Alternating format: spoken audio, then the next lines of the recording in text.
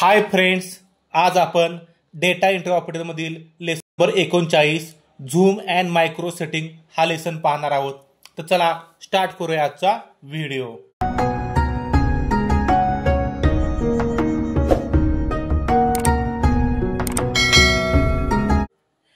तर फ्रेंड्स, आज आपण पाहूया झूम हा ग्रुप, तसेच colour greyscale group, Windows group आणि मायक्रोज ग्रुप. यासाठी काय करूया, पहिल्यांदा पॉवर पॉईंट प्रेझेंटेशन आहे ते आपण ओपन करूया. इथं बघा, मी ब्लँक प्रेझेंटेशन सिलेक्ट करून घेतलेलं आहे. यामध्ये इथे एक मी काय करतो, पिक्चर इन्सर्ट करून घेतो. इन्सर्ट हा पिक्चर इथून आपण मोठा करू शकतो, छोटा करू शकतो. आता यामध्ये आपल्याला बघा हा बघायचे आहे व्ह्यू जो ग्रुप आहे त्यातील झूम, कलर ग्रेस्केल, विंडोज आणि मायक्रोजचा ग्रुप. झूमचा उपयोग काय होतो, तर आपल्याला पेजचं झूम करायचं असेल किंवा कमी जास्त करायचं असेल तर आपण ह्याचा उपयोग करतो. आता झूमवर क्लिक केलं की बघा इथं जे आहे ते बाय डिफॉल्ट फॉर्मॅट दिले, जसे 400% असेल, 100 असेल, 200 असेल. मी 200 क्लिक केलं, मला जे हवे ते क्लिक करायचं, ओकेवर क्लिक करायचं. हे झाले काय 200%. मला पुन्हा चेंज कसं तर इथं यायचं.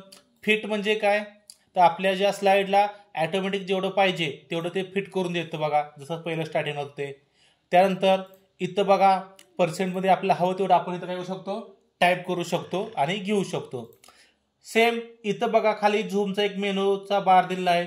ही जी लाईन आहे मायनसनं काय होते, झूम कमी होते, प्लसनं काय होते, झूम जास्त होते. तुम्ही इथं जास्तीत जास्त झूम 400 करू शकता, कमीत कमी 10 करू शकता. इथं बघा ही जी मी इथून कमी झूम करत गेलो तर कमीत कमी किती होते, 10% होते.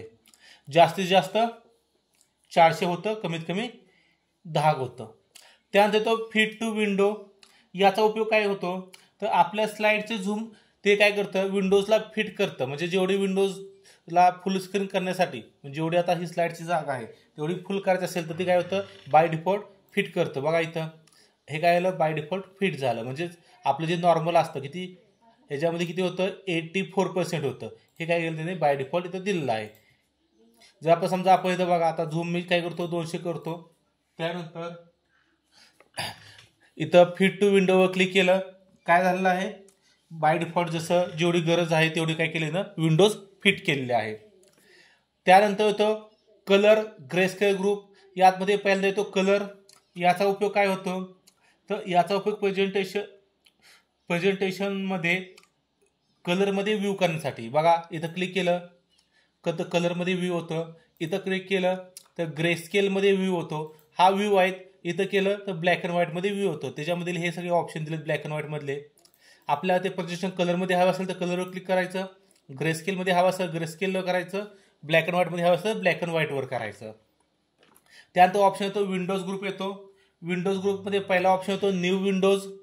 न्यू विंडोजचा उपयोग काय होतो, तर हे जे प्रेझेंटेशन आहे हे जे नवीन कॉपी करायची मला सेम तयार, तर न्यू विंडोजवर क्लिक करायची. बघा सेम कॉपी झालेली आहे. इथं मी खाली घेतलं, लक्षात येईल काय, ही आधीची ओरिजिनल, ही इथं प्रेझेंटेशन 1.2 म्हणजेच काय आलं, ही एक नवीन कॉपीचं नाव आलं, नवीन कॉपी तयार झाली आहे. इथून ही कॉपी आपण सेव्ह व्ह्यूज आहे आपल्याला हवं तसं करू शकतो, किंवा ही एखाद्याला आपण एडिट करायसाठी दुसऱ्याला पण देऊ शकतो. त्यामुळे काय होतं, तर आपण एका वेळेस वेगवेगळ्या ठिकाणी यामध्ये काम करू शकतो. समजा ही काय केली मी फाईल दुसऱ्या कॉम्प्युटरवर ओपन केली, तर मी इथं पण आणि इथं पण दोन्ही वेळेस एका वेळेस दोन्हीकडे काय करू शकतो, इथं काम करू शकतो. त्यानंतर येतो अरेंज ऑल. अरेंज ऑलचा उपयोग काय होतो, तर एकापेक्षा जास्त प्रेझेंटेशन ओपन असतील आणि आपल्या सर्व प्रेझेंटेशन एकाच वेळेस पाहायचे असतील तर याचा उपयोग केला जातो.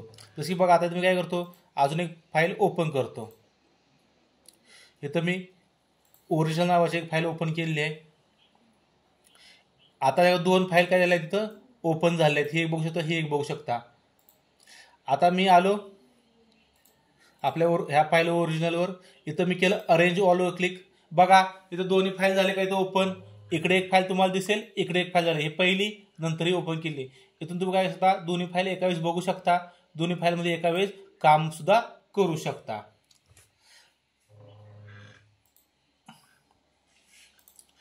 त्यानंतर ऑप्शन येतो कॅस्कोड.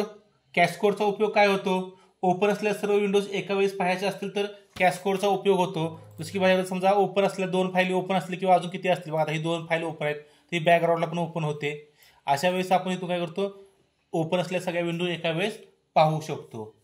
त्यानंतर मूव्ह स्पिरिट, प्रेझेंटेशनला स्पिरिट काय असेल त्याचा उपयोग केला जातो. जसं की माझ्या आता 2-3 स्लाईड असतील, मी काय करतो तर अजून एक स्लाईड घेतो.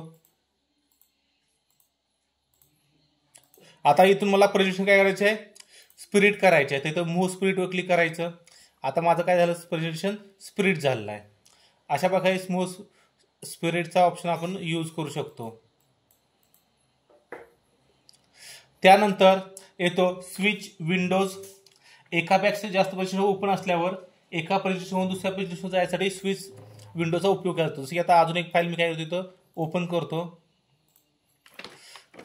आता बघा इथं व्ह्यू मध्ये आलो मी, स्विच विंडो ओपन क्लिक केलं की दोन्ही फाईल काय होतात माझ्या इथं दाखवतात.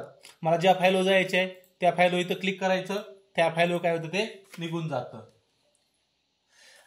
त्यानंतर येतो मायक्रोचा ऑप्शन. आपला जर मायक्रो यामध्ये ऍड करायचे असतील तर आपण इथून करू शकतो. इथं बघा मायक्रोचं नाव द्यायचं. त्यानंतर आपला जर कोणती मायक्रो रन करायची असेल तर इथून मायक्रो आधीपासून दिलेली रन सुद्धा करू शकतो. अशा प्रकारे आजच्या व्हिडिओमध्ये आपण व्ह्यू हा ग्रुप पाहिलेला आहे. थँक्यू. या व्हिडिओबद्दल जर तुम्हाला काही शंका असतील, अडचणी असतील तर त्या तुम्ही कमेंट बॉक्समध्ये मांडू शकता. मी त्याचं उत्तर नक्की देईन. तसेच तुम्हाला हा व्हिडिओ आवडला असेल तर या लाईक करा, तुमच्या मित्रांसोबत शेअर करा आणि आमचे नवीन नवीन व्हिडिओ पाहण्यासाठी या चॅनलला नक्की सबस्क्राईब करा. थँक्यू.